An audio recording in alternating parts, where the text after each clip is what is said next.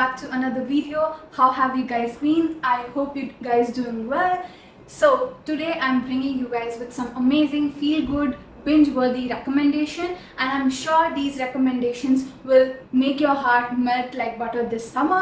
So I hope you guys are excited. I'm excited to share these books with you. And before we get into the recommendation part, let me remind you guys that if you're new to my channel, I make a lot of bookish content, so make sure you subscribe to channel, because I'm sure if you like this video, you'll definitely like my other videos as well.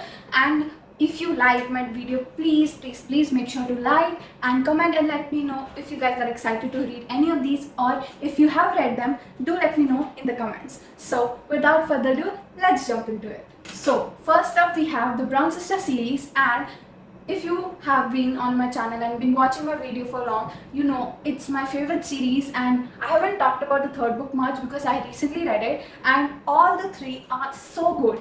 The Brown Sister series involve first book, that is Get a Life Chloe Brown, second book Take a Hint Danny Brown, and third book Act Your Age Eve Brown, and they are amazing. So basically in each book we follow one sister. There are three sisters, Chloe Brown, Danny Brown and Eve Brown, and all these books are based on one sister, and they are super cute.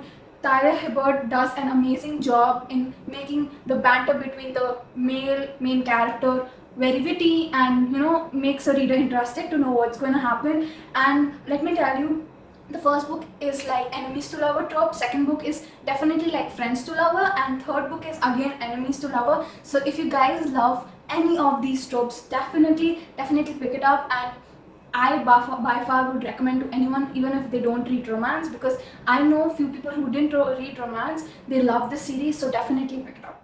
Next up is a book which I have spoken a lot, but I feel I haven't given much importance to it on my channel, and that is The Kiss Quotient and also Bright Test. And I recently read the Bright Test, so these two books are similar to how the Brown Sister series are. Here we follow the two brothers, like the main characters are one brother, that is Michael, and other brother, that is Kai.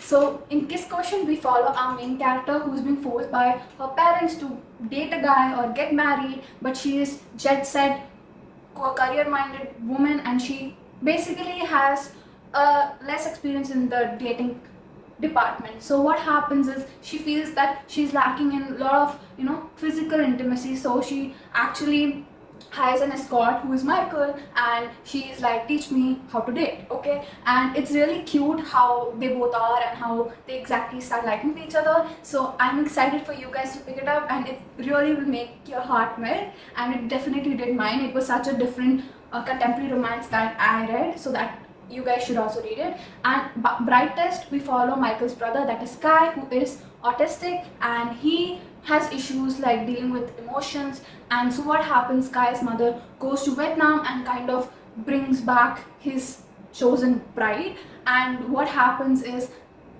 his so-called bride and him kind of falling in love with each other, and it's really cute how he comes in terms with his feelings and everything. So the third book is How to Fall in Love by Cecilia Ahern, and this was so good. I reread this just recently, and first let me tell you something, it has a lot of trigger warnings. I'll mention it in my description. Please look at it before going into it, because it can be a lot triggering, but it is a really good book. And so the premise of this book is basically our main character Christine is crossing Halfpenny Bridge in Dublin, and she sees Adam, who is literally going to jump off the bridge, and he has given up hope in life. But Christian actually talks to him and talks him out of the whole thing, and he promises that he won't do this such thing until his 35th birthday, that is in 2 weeks, if she convinces him that life is amazing and it's hope is there. So it's so amazing. Like, the storybook just tells you how to fall in love with yourself mainly, but there is angle of romance between the two main characters as well. So it's a really nice tale. Like, it's really good. I definitely feel you guys should read it, because it really helped me through a lot. And yeah, so the next up is Hating Game, and I again recently read it, and it was so good. I really enjoyed it. It was basically an office romance, and it has like steamy scenes as well, and really nice. So basically we follow our main character Lucy, who thinks that smiling and charming everyone can, get her into good books of them, and she can be successful in her office and, get promotion and everything. But she's able to impress everyone with her charming smile and her attitude, except one person, Joshua, and he literally hates her, and they have this hating game which is like staring game, HR game and whatnot, and it's really interesting to read their, like, the games they have, the competitiveness they have towards each other. And one main game and things that come up is the promotion, and it is an opportunity that it's given to Lucy as well as Joshua. So it can be either Lucy being his boss or leaving the company, and in the meantime she kind of starts having feelings for him. And it has the main trope of enemies to lovers, and this was the best one I have read so far. I really liked it, and you should definitely pick it up as well. Next up is another amazing recommendation, which is Fix Her Up, and it is such a cute one. And basically we follow our main character Georgie, whose family runs the best renovation business in the town, and she doesn't want to take up that job, so she goes into planning parties for children, and she loves making people laugh. So what happens is, after some time she decides that she wants to fix herself up, which basically includes fixing a wardrobe, fixing her outer appearance and her attitude, and basically also start dating.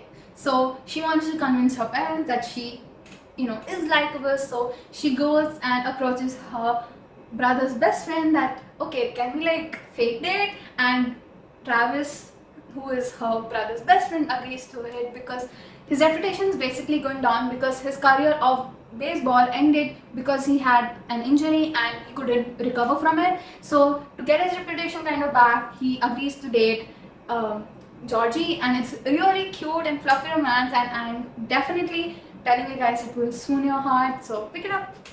Next up, I have a book for all the K-drama lovers, and I have spoken a lot about this one, and this is The Wicked Fox, and it's a really nice, a really wild kind of read, and such a cute one, and it really gives you nostalgia if you love K-dramas, because it has so many references of it. And basically we have our main character Mayong, who is a nightingale fox who kind of drinks energy from human beings, which are definitely male. And what happens is she comes across another main character, Ji-hoon, whose life kind of intermingles with her, and it's a really cute read, and if you're a K-drama lover, pick it up. So the next swoon-worthy recommendation is The Right Swipe, and this is such a Gen Z kind of recommendation. So our main character Rai, she is the creator of this dating app, but Rai has a few rules set for her dating profile. First, block the guys who stand you up, queen behavior, and protect your heart first and foremost.